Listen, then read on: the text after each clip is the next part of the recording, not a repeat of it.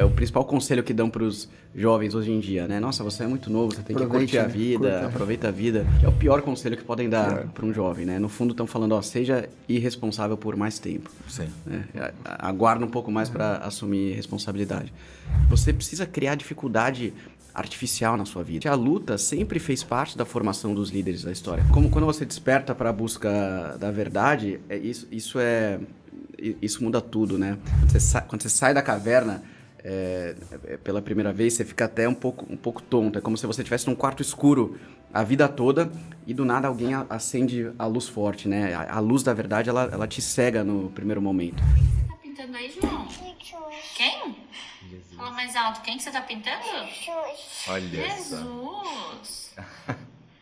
Jesus e a sua? Família. Olha.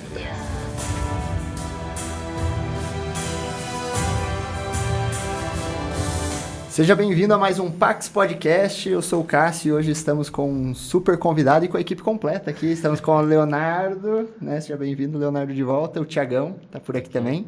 E hoje o nosso convidado é o Gabriel Kanner, empresário. E a gente vai falar um pouco sobre a verdade, sobre essa tal da busca pela verdade, a busca da verdade. Gabriel, seja bem-vindo. Obrigado pelo seu tempo, cara. Obrigado, Cássio, Leonardo, Thiago, Pax Podcast. Uma alegria estar aqui em Balneário Camboriú, Santa Catarina. Estou encantado com o estado. Estou vendo um terreno muito fértil aqui para restauração cultural, as pessoas muito sedentas. A cidade é linda também, então é muito bom estar aqui. E falando em restauração cultural, cara, de onde que isso aí entrou na sua vida, né? A tua empresa é Em Busca da Verdade, né? Então isso. É um grupo de negócio. Explica melhor pra gente o que é e como que isso entrou na tua vida. Bom, vou começar por como entrou na minha vida, então. Eu sou de São Paulo, eu tive uma criação normal, assim, dentro de casa, mas eu não tive nenhuma formação religiosa. Então, meus pais eram católicos de IBGE e eu não sabia o que era igreja, o que era um Pai Nosso, o que era Deus, o que era Jesus, nada disso. É um assunto que nunca fez parte da minha formação. E aí, quando eu cheguei na adolescência, ali 14 para 15 anos, eu fui atrás de respostas que todo adolescente começa a se perguntar, né? O que é a vida, o que é o mundo, o que é a criação, o que é isso tudo. E aí eu li 2 livros que impactaram a minha jornada intelectual. Eu li O Manifesto Comunista, do Karl Marx, e eu li Deus, um Delírio, do Richard Dawkins. Puta, eu caí nesse conto também, né? Caiu nesse conto. E aí virei ateu e comunista aos 15 anos de idade, pro desespero dos meus pais. Aí comecei a trabalhar com 17 para 18 anos no negócio da família. A gente mexe com varejo, indústria têxtil. Aí me curei do comunismo, comecei a ver o que era um boleto para pagar, né? O comunismo é mais fácil, né? Você vê o boleto. Mas do ateísmo demorou mais alguns bons anos. Aí vivi a vida toda como ateu e era literalmente ateu de carteirinha. Fui membro da Associação Brasileira de Ateus e Agnósticos. Profissional. Militante. Profissional, E aí, quando eu comecei a chegar próximo dos 30 anos, eu comecei a questionar essas premissas. Eu falei, caramba, será que esses caras que eu li... Porque nos anos 2000 ali teve uma onda de ateus, né, que fizeram muito sucesso. O Dawkins, o Sam Harris, que tá até hoje aí, tem podcast. Sim. O Christopher Hitchens, né, Daniel Dennett. Era até uma... Eu falo por experiência própria, né? Acaba sendo meio que um atestado de inteligência, né? O cara que é ateu, ele parte, todo mundo, né, sofre com isso, mas eu acho que eu vivi isso muito com ateu. Você tem uma tendência à soberba, assim, porque Totalmente. Porque, cara, a partir do momento que não tem Deus, então eu sou o centro do negócio e tudo é a partir da minha, né? Não tem nenhum ser mais inteligente que eu no universo. Né? Nenhum ser superior a mim. E você sabe que deve ter tido algum gatilho que fez com que você falou, pô, mas por que você começou a questionar essas premissas? Eu acho que parte da maturidade, né? Chega uma hora que você não consegue mais ter tanta... Né? Você tem aquelas convicções arraigadas há tanto tempo, na adolescência. Aí eu só comecei a refletir. Eu falei, caramba, será que é isso mesmo? Será que não tem outro lado da história? E aí, mais ou menos na mesma época, isso ajudou bastante, eu conheci a minha esposa. Minha esposa já era católica. E aí, o primeiro dia que a gente se conheceu, ela já começou a falar muito de Deus pra mim. E aí, eu também estava interessado nela, né? Então, comecei a... Amém, né? Como é o nome dela? Último agradável. Né? Martina. Amém, Martina. Deus, fica com Deus. Mas aí Mas de fato eu tava muito mais aberto nessa época e eu queria começar a acreditar, mas ainda não conseguia ter convicção da existência de Deus. E aí, também mais ou menos na mesma época, eu conheci o Guilherme Freire, que hoje é meu sócio. E aí ele começou a dar recomendação de livro e eu comecei a ler e descobri todo esse universo da filosofia, da educação clássica. Então, né, o que falaram Platão, Aristóteles, tem um livro em específico que foi fundamental para a minha conversão, que é um livro do Edward Fager, que chama A Última Superstição, uma refutação do neoateísmo. Então, assim, é uma surra, mas uma surra bem dada no Dawkins, no Sam Harris, no Daniel Dennett, em toda essa turma. Foi o primeiro livro que eu li de introdução à filosofia, porque ele descreve de forma brilhante ali os principais pilares da filosofia de Platão, Aristóteles e São Tomás de Aquino. E ali foi a primeira vez que eu tive contato com os argumentos racionais a favor da existência de Deus. Porque eu achava que a posição racional era a posição do ateísmo. Né? Que Cientificismo, tem a ver, assim, você então. falou, quero né, parecer uma pessoa inteligente, então quero estar do lado da ciência e tudo mais. E a religião é uma invenção humana, né, usada por homens fracos que não conseguem encarar a realidade de frente. Né? Era essa a visão que eu tinha. Aí quando eu comecei a entender esses argumentos racionais, eu falei, caramba, é exatamente o contrário. A posição racional é a de que Deus existe. O ateísmo é uma insanidade, é uma impossibilidade metafísica. Aí você começa a ver as provas da existência de Deus, né? De São Tomás, as 5 vias de São Tomás. Eu falei, caramba, então peraí, deixa eu entender um negócio.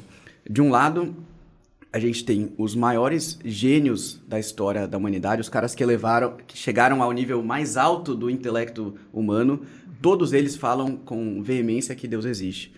E eu tava seguindo uns anões intelectuais que estavam dizendo o contrário. Eu falei, não, tá todo mundo errado, né? Os maiores sábios da humanidade estão errados, mas você, como diz o padre Paulo Gazei, né? Gênio. Então... Eu falei, pô, eu tava andando com a turma errada, né? Eu quero andar com esses outros aqui. E eu falo, né? Pô, Deus, ele tira coisa boa até do pecado, né? Ele consegue tirar coisa boa. Então, até a soberba do ateu, e eu vejo, assim, pelo que eu vivi, pelos todos que eu conheço, quando o ateu se converte, cara, é tipo um negócio profundo, assim, porque como eu tenho aquela certa soberba de querer ter a verdade, de ter a verdade, né, em busca da verdade, então, a hora que você percebe, cai a ficha ali, e você é honesto, né, que você precisa ser honesto intelectualmente pra isso também, e você fala, cara, porra, eu tava errado esse tempo todo, velho. Aí você mergulha no negócio, assim, né? Então, você mergulha e você quer, ao ponto de, sei lá, virar um negócio, de fato. Sim, exatamente. E por que empresários? Assim, qual que foi essa tua visão de que, pô, eu preciso formar empresários? Perfeito. Bom, eu venho do meio empresarial, então eu sou da terceira geração de uma empresa no ramo do varejo e da indústria, então, naturalmente, já convivia nesse meio e já rodava nesse meio. Então, quando a gente começou, né, as primeiras pessoas que começaram a vir eram amigos e muitos eram empresários.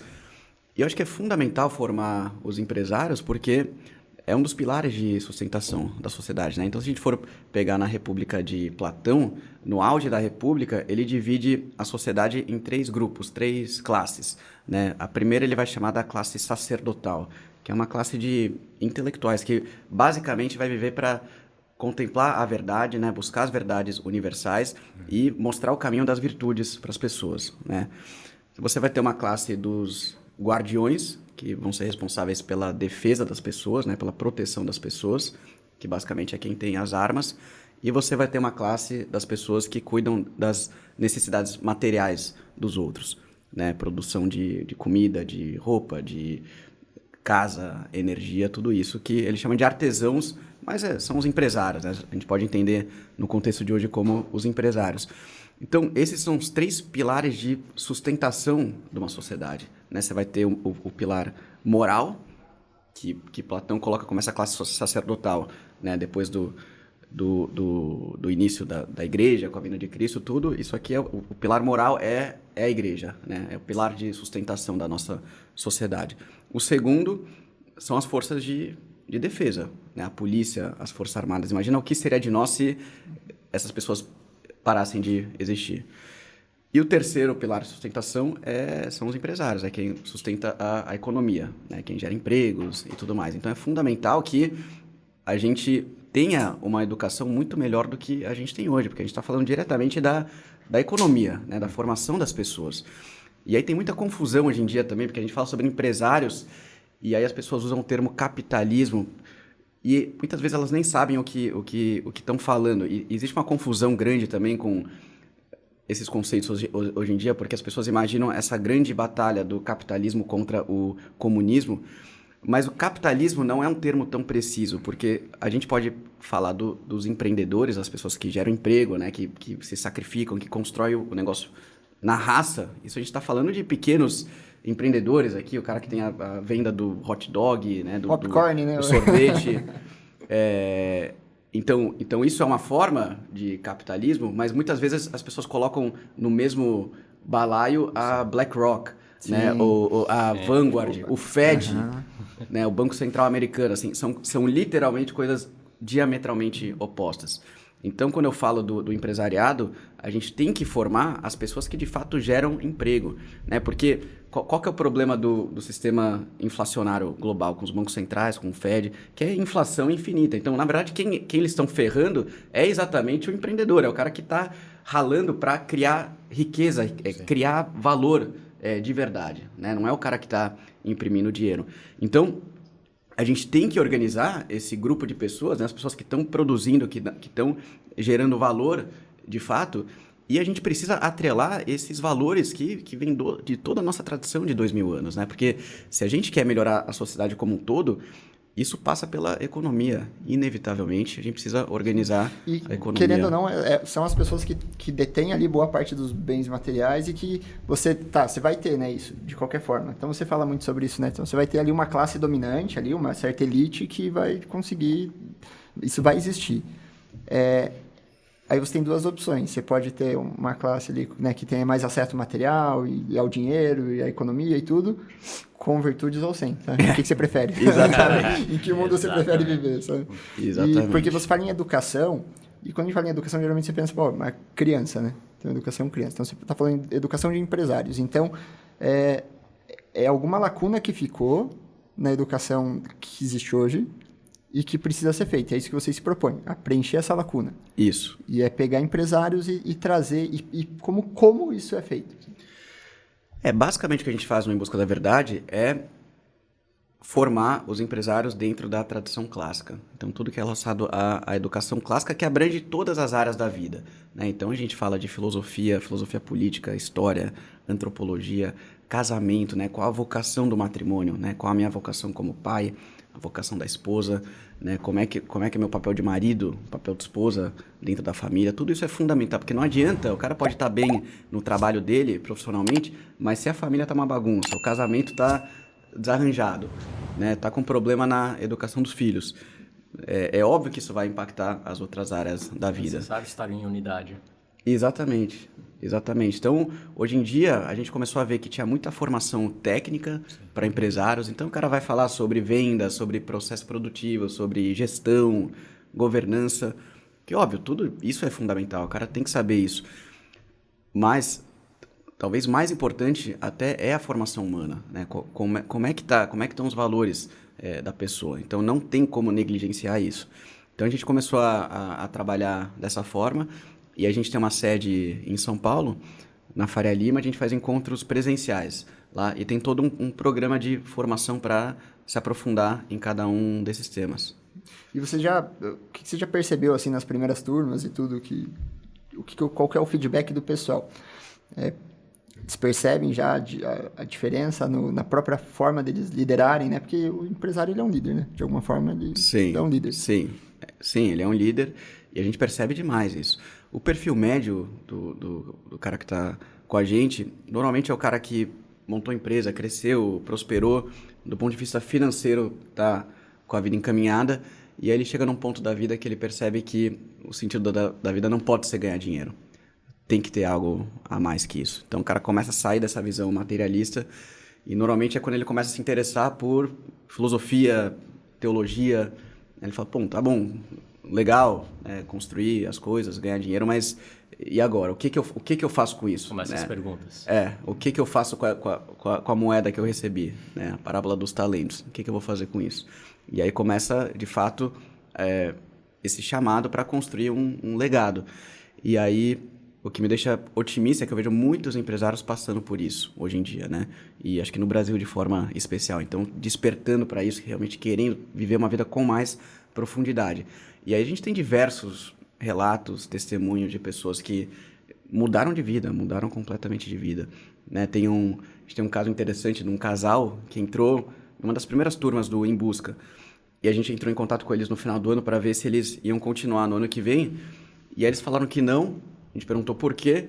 Aí falaram que eles estavam se divorciando, estavam juntos há 10 anos, 2 filhos, mas falaram, não dá mais, a gente está se separando. O cara já tinha saído de casa, eles estavam dando a entrada na papelada do divórcio. Aí eu liguei pro marido, fiquei um tempão conversando com ele, o Gustavo Yoshiaki, que é o nosso diretor, foi o primeiro funcionário do Em Busca da Verdade, um cara brilhante, muito talentoso com pessoas, muito habilidoso. Ligou para a esposa, ficou 3 horas no telefone com ela, entendendo toda a situação. E aí a gente falou para eles, olha, eu sei que vocês ligaram aqui para cancelar a matrícula, mas vocês não vão se divorciar.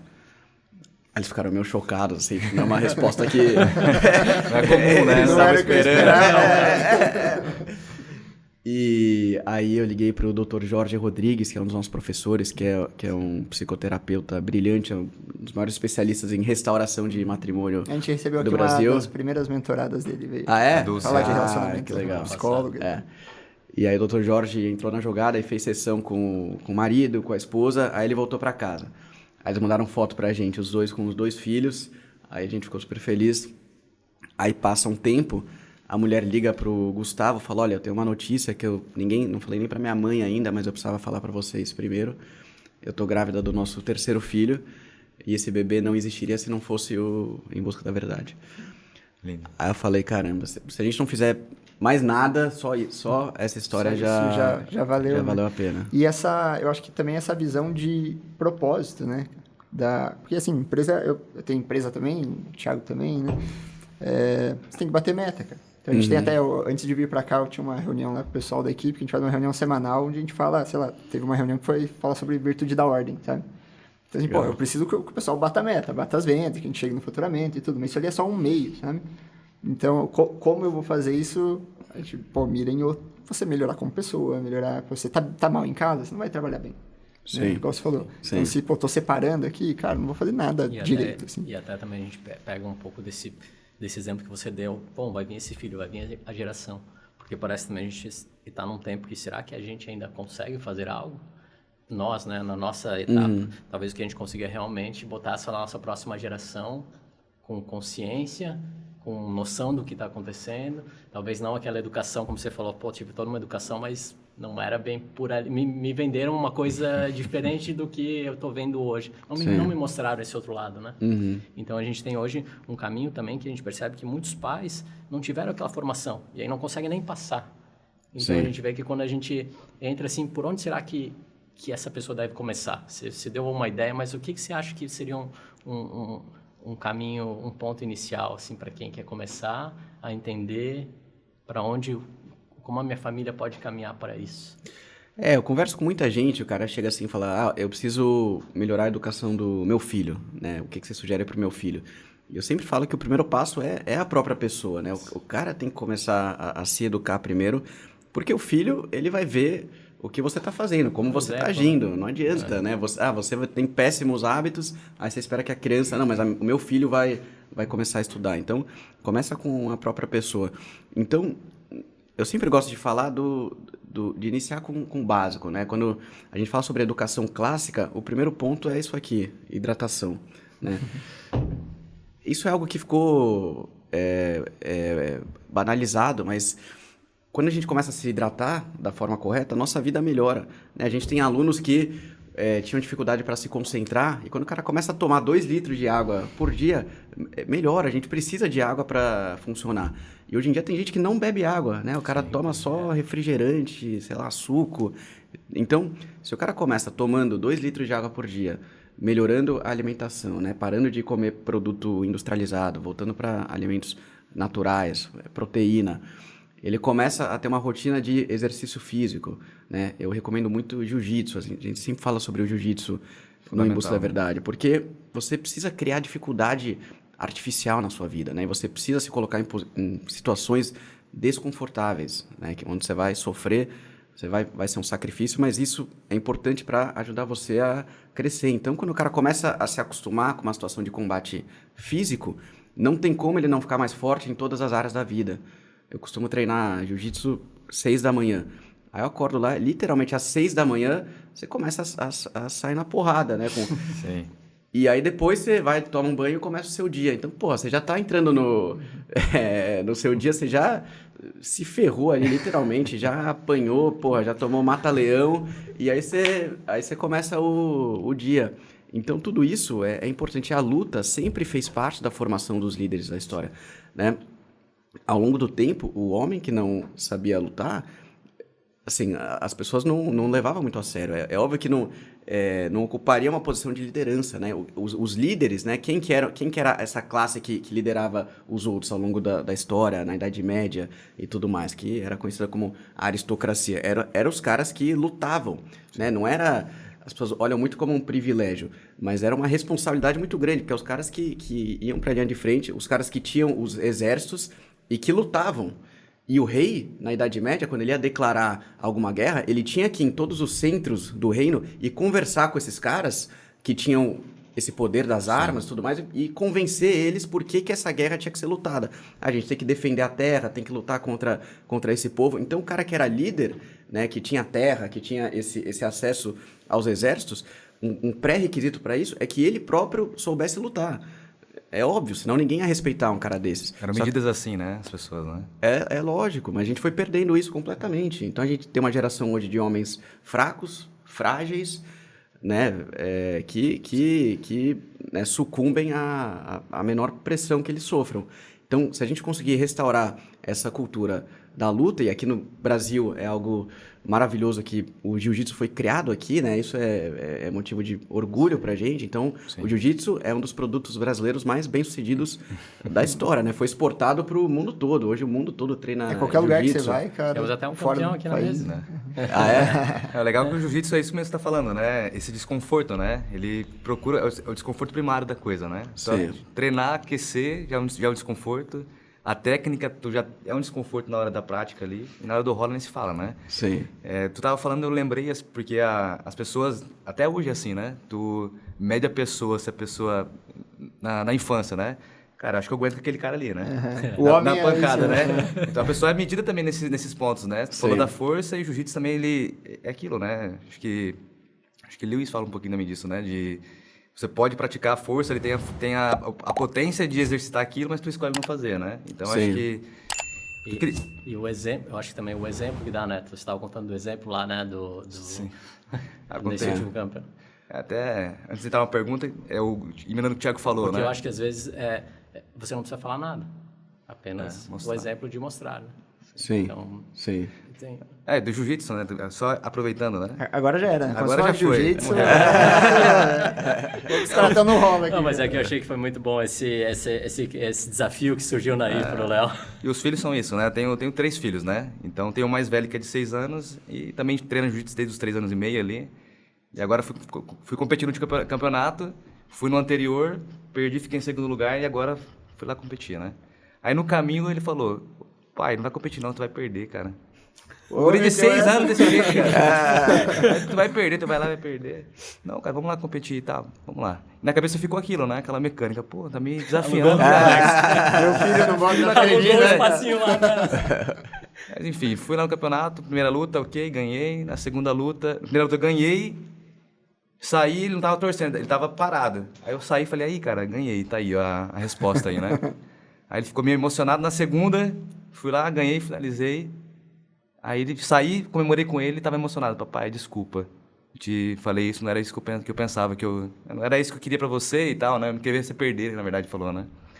Mas, Gabriel, o que eu queria te perguntar, assim, né? Tu tem a formação, né? Pros empresários, focado em empresários também.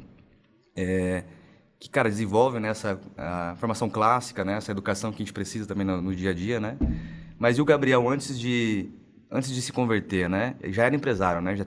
Tu falou da família, né? Toda essa questão. O que essa conversão, né, melhorou como empresário, né? O Gabriel, não as pessoas que hoje você forma, né? Sim. Não, mudou tudo. Minha vida mudou 180 graus. Então, eu era totalmente materialista, hedonista, vivia em farra, festa. As últimas vezes que eu tinha vindo pra Santa Catarina, né, foi pra... O histórico. Oi? O histórico. Então, eu vivia... assim, na minha cabeça eu precisava... Eu nunca deixei de trabalhar, sempre tive os meus deveres, mas eu achava que eu precisava curtir a vida, né? Aproveitar aquela... É o principal conselho que dão para os jovens hoje em dia, né? Nossa, você é muito novo, você tem que curtir a vida, aproveita a vida. Casa depois, né? Muito jovem para casar, ter filho. Que é o pior conselho que podem dar para um jovem, né? No fundo estão falando, ó, seja irresponsável por mais tempo. Sim. Aguarda um pouco mais para assumir responsabilidade. Então, eu fico orgulhoso aqui da equipe, né? Então, o Bruno tem 22 anos. Porra, eu com 22 anos, né? Era um desastre. Então, mudou tudo, né? Minha vida foi totalmente reordenada. Eu até postei no meu Instagram esses dias uma foto antiga minha, o pessoal achou engraçado, né? É uma foto que eu tava morando no Rio na época, uma foto com a Anitta, né? E aí água depois pro vinho mesmo. Aí eu coloquei lá o antes e o depois. Mas é porque não tem como quando você desperta para a busca da verdade, isso muda tudo, né? O Platão até fala no mito da caverna, quando você sai da caverna pela primeira vez, você fica até um pouco tonto. É como se você estivesse num quarto escuro a vida toda e do nada alguém acende a luz forte, né? A luz da verdade, ela te cega no primeiro momento, né? Você fica até meio desnorteado até entender o que está acontecendo. E é por isso que é muito intenso, como você comentou, né? Esse primeiro contato com a fé, com a verdade foi muito intenso para mim, porque é como se eu tivesse a vida toda esperando por aquilo, né? E aí quando você encontra, você vai com muita sede ao pote, né? Às vezes até um pouco demais. Até minha esposa, ela... Calma, falou, não, legal, né? Que você tá no processo, que abriu o olho de todo mundo à força, né? Mas calma, vamos... Mas eu vejo que isso é muito comum, né? Eu vejo que isso acontece com várias pessoas, né? Que passam pelo processo. Aí depois, né, as coisas vão se assentando, vão se acalmando. Então, eu diria que a mudança pessoal foi total. Porque você começa a reordenar toda a tua vida, né? O problema, se você não tem Deus na sua vida, né? Se você não tem um ideal para onde você está caminhando, todas as outras áreas da vida ficam soltas, né? Então, a gente tem que ter um ideal de perfeição, né? Essa é a pergunta que todo mundo deveria fazer, né? Quem faz terapia, psicólogo. A primeira pergunta que você deveria fazer na primeira sessão com o psicólogo é a seguinte: o que é o homem perfeito? E aí, se o psicólogo não souber responder, aí a segunda pergunta é: se você não sabe, então você está me levando para onde, meu filho? Porque qualquer ação... E até qualquer ação de educação, cara, se você não tiver muito clara a finalidade do homem, ferrou. Ferrou. Educa-se o homem conforme concebe-se o homem. Independente de como você conceber a natureza humana, a antropologia, para que serve o homem, isso vai impactar toda a educação. Então, o que Aristóteles fala? Você tem que ensinar virtude, né, para as crianças e para os adultos também, porque as pessoas acham que tem muita diferença entre educação infantil e de adultos. Não tem, na verdade, você vai ensinar virtude, vai ensinar, só que de formas diferentes, né? Mas isso vai dos 3 aos 70, 80 anos. Então, você tem que ensinar virtude e você tem que ensinar a busca da verdade, né? Os valores eternos. Como é que a gente vai viver na Terra os valores eternos? E aí, quando a gente corta para a educação moderna, ninguém fala sobre virtude e falam que a verdade é relativa. Aí você já ferrou com toda a educação. Valoriza-se a esperteza ao invés da pureza. Eu falo assim, a gente tem que melhorar a educação. Tá bom, mas o que você quer dizer por isso? Qual que é a finalidade do homem? Para onde a gente quer levar essas crianças? Essa resposta muda tudo. E acaba, querendo ou não, cara, hoje a resposta de uma boa educação, quando você olha um bom colégio aí, né, e tudo, vai acabar sendo ou por um viés totalmente técnico e materialista, onde você mede o sucesso da educação, se o cara, diploma, fez um bom engenheiro, um grande advogado e tal, não sei o quê. Mas, tá, beleza, então a razão da minha existência é isso, é eu ser um bom profissional. eu atingi, sei lá. É o estudar, ter diplomas Uma para competência entrar numa técnica. carreira de mercado. Não, tipo, a competência técnica é um meio de eu, sei lá, exercer minha vocação aqui e tal, né? Enfim, contribuir com o mundo, contribuir com a criação, mas a finalidade é outra, cara. Não pode ser só isso, sabe? E aí, você se Exatamente. aposentou, o que acontece? Morreu, né? Então, Então, essa visão de você olhar pro eterno mesmo, assim, sabe?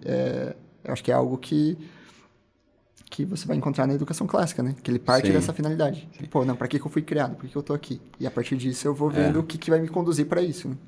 E aí tudo vai sendo reordenado, né? Então, voltando para a sua pergunta, quando você não tem esse ideal, né, da perfeição, que em última instância é Deus, você necessariamente vai substituir Deus por algo inferior. Então, hoje em dia, muitas pessoas, elas falam assim, eu não tenho religião. Beleza, mas aí você vai ver a vida da pessoa e, na prática, ela vive como uma politeísta, né? Ela serve a vários deuses. Ela serve prazer, ao deus do prazer, ao deus do dinheiro, ao deus do sexo. Do Shura, né? Então ela coloca isso no ponto mais elevado da vida dela, né? Ela olha para isso, aquilo que motiva ela. Então, é óbvio que isso vai levar por um mau caminho. E aí, quando você faz da forma correta, né? Tem a hierarquia correta das coisas. Bom, peraí, então, em primeiro lugar é Deus, né? Eu preciso olhar primeiro para Deus na minha vida, né? Todos os dias, enfim, quando eu acordo de manhã, eu preciso pensar em Deus primeiro e depois eu vou pensar no quê? Né? Qual que é o mandamento? Amar ao próximo, né? Como a si mesmo. Quem que é o mais próximo da gente? É a nossa esposa. Então, né? Preciso, né? Depois de Deus, vem a minha esposa. Como é que eu tô servindo a minha esposa? Como é que tá o meu casamento? Né? Depois da minha esposa, os meus filhos. Aí tem gente que fala, bom, mas como assim? Os filhos vêm depois da esposa? Não, na verdade, os meus filhos vêm antes. E tá errado, os filhos vêm depois, porque o fruto não vem antes da árvore, né? Primeiro você cuida da árvore e depois você cuida do fruto. E a melhor coisa que você pode fazer pelo seu filho é cuidar do seu casamento, é cuidar do seu matrimônio. É por isso que, né, tem que ter hierarquia correta. E aí depois dos filhos você vai olhar pro trabalho, né? Como é que eu tô servindo no mundo, né? Tem uma frase de São José Maria Escrivá que eu gosto muito, que quer dizer, através do nosso trabalho, né, quando a gente faz o trabalho com zelo, com dedicação, com cuidado, é como se a gente fosse assistentes de Deus na criação do mundo, né, como se Deus tivesse dado um pedacinho do mundo pra gente cuidar e a gente tá ali auxiliando na criação. Pô, vocês estão aqui com podcast, fazendo projeto, né, construindo, né, Deus deu um pedacinho do mundo aqui para vocês cuidarem, né, para ajudarem, né, nesse pedaço da criação, para ajudar a levantar uma igreja aqui na cidade. Então isso é maravilhoso, né? Quando a gente tem esse propósito no trabalho, tudo bem, a gente precisa crescer, precisa bater meta, precisa vender, mas qual que é o propósito disso, né? Eu estou ajudando na vida dos meus funcionários, eu estou falando sobre virtude, sobre ordem, eu estou falando sobre bons livros. Esse é o papel do líder, né? O verdadeiro líder, ele tem o papel também de educador, de direcionar as pessoas para a busca dos valores eternos e de ensinar virtude para as pessoas. E o resultado disso, quando a gente faz isso na empresa, é que a nossa empresa vai melhorar, né? Os funcionários vão melhorar. Então, é fundamental que o líder exerça esse papel também. Perfeito. E muda a perspectiva, né? Coloca um propósito, um ideal maior, um propósito muito mais superior e os meios se justificam, assim, porque se você, sei lá, tem que cumprir até a tua própria rotina, né? Até São José Maria, ele tem o exemplo do burrinho de Nora lá, que ele fica andando ao redor né? É um burro que coloca uma alavanca de madeira ali, né? Ele fica bombeando basicamente a água do poço, né? Isso eu acho que é mais comum na área rural da Europa, assim. E aí ele fica lá rodando, é o mesmo passo, é a mesma coisa e tudo. Só que sem ele, tirando aquela água de lá, não teria, né, a fruta ali no pomar, não teria a beleza do jardim. Então, assim, parte do nosso trabalho, do trabalho diário ali, tudo, né, na empresa, e lidar com o funcionário ou com o cliente e tudo, vai ser, às vezes, você repetir essa mesma coisa. Então, você está ali repetindo a mesma coisa, chegar no horário, né, cumprir. Só que você pode olhar para isso como, cara, algo vazio, assim, com um fim nele mesmo, e aí você desanima, aí você vai querer trocar de empresa, trocar de cidade, trocar de tudo. Ou você pode olhar para isso como um senso de missão, né? Que é aquele senso de, tipo, cara, não, peraí, existe um valor maior, isso daqui é uma oportunidade de eu crescer em virtude, e aí, a partir dessas virtudes, pô, eu consigo impactar melhor essas pessoas que estão ao meu redor, é uma oportunidade de eu ser melhor, né? Sim. Eu acho que isso que parece que faz muito sentido no você buscar a verdade. Quando você busca a verdade, você alcança, né? Porque a verdade se mostra para você, e a verdade é uma pessoa, né? Então, a gente sabe disso. E a partir disso, você melhora todo o restante, né? Inclusive na família. E eu queria saber, cara, falando em família, sou curioso, queria saber como que foi pra sua esposa, cara, a sua conversão, vocês casaram depois, ou ela pegou esse... Porque você falou que conheceu ela, você ainda tava... Ainda tava no processo, aí eu pedi ela em casamento depois de 7 meses, mas eu não tinha feito primeira comunhão, nada, eu fui fazer catequese, aí fiz primeira comunhão agora com 31 anos, e aí a gente casou, aí eu crismei, foi o pacote completo. Mas, pra ela foi... Bom, ela não teria casado, né?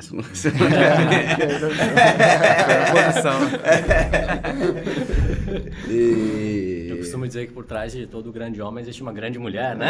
Com certeza.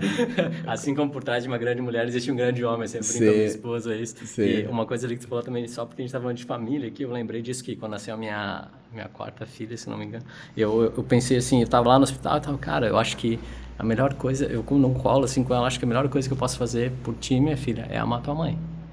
Porque, nossa, você é esse que vai acordar de madrugada, levar mais ela, vou te dizer, eu tenho 5 filhos, né? Então daí já vê essa escadinha acontecendo, vê o quanto, né, a mãe tá presente na família, faz uma relevância enorme, né? Então isso a gente já sabe, um histórico tão grande, né? O quanto a mulher faz bem pro homem, né? Mas a gente percebe que uma das falas que a gente estava conversando, tem se falado muito ultimamente, né? Mas como o homem, quando ele não fala ou apenas com o exemplo demonstra, lendo ou meditando ou pegando um devocional, e o filho vê que ele está fazendo aquilo, né? Quanto aquilo impacta sem o falar, né? Então, realmente, o homem também faz um papel muito importante, eu acho, nessa busca, eu acho, dessa renovação que a gente está buscando, não é na renovação, né? Nesse resgate cultural que a gente busca e que o Brasil precisa, de fato. Sim. Tem um professor nosso em Bush chamado Diego Reis, não sei se vocês conhecem, que é um cara fantástico. Ele é das Forças Especiais da militar, Marinha, acho, né? fuzileiro naval, tem 6 filhos e é professor de filosofia. Ele fala muito da presença, a presença do pai, né?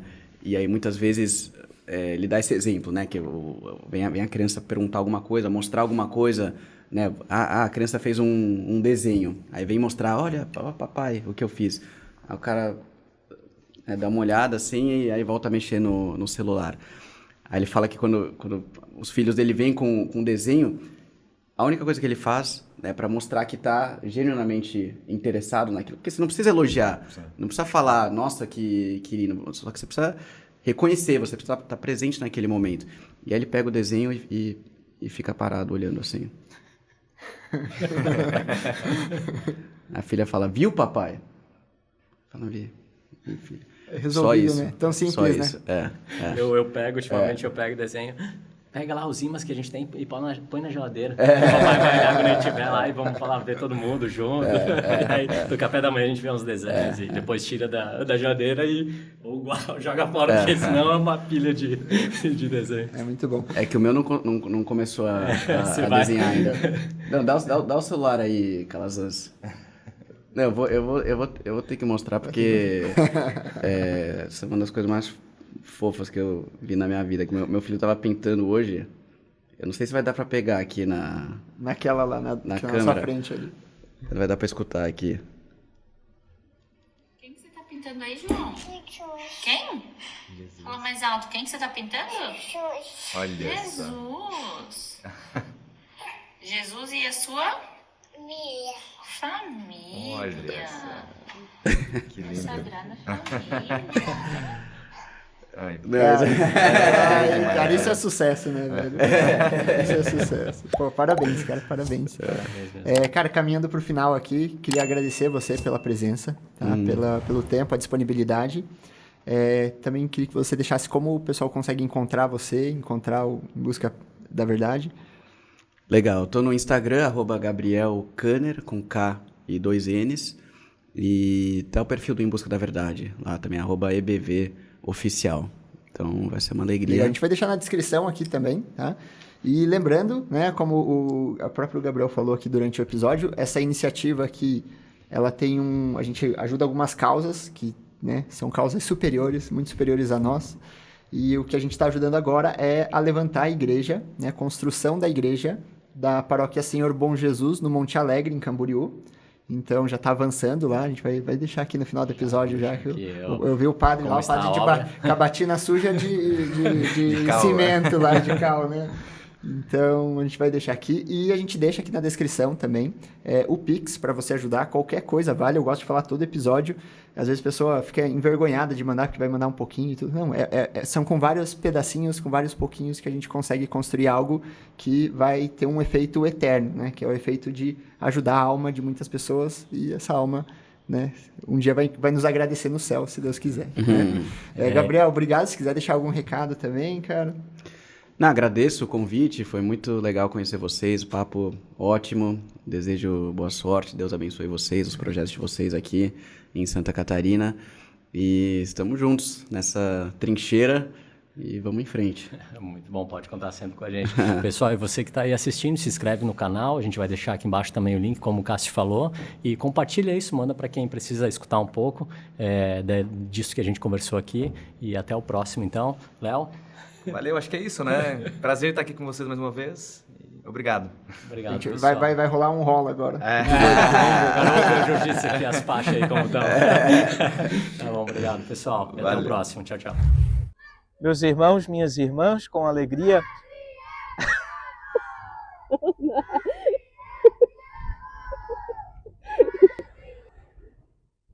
Meus irmãos, minhas irmãs, nós acabamos de completar mais um pedacinho da nossa obra, enchendo mais alguns blocos de fundação com 16 metros cúbicos de concreto nessa tarde. Quero agradecer a todas as pessoas que já estão contribuindo com a nossa obra, os nossos benfeitores, construtores, e pedir que a gente continue trabalhando, que você continue ofertando, para que a gente possa logo tirar a nossa igreja do chão.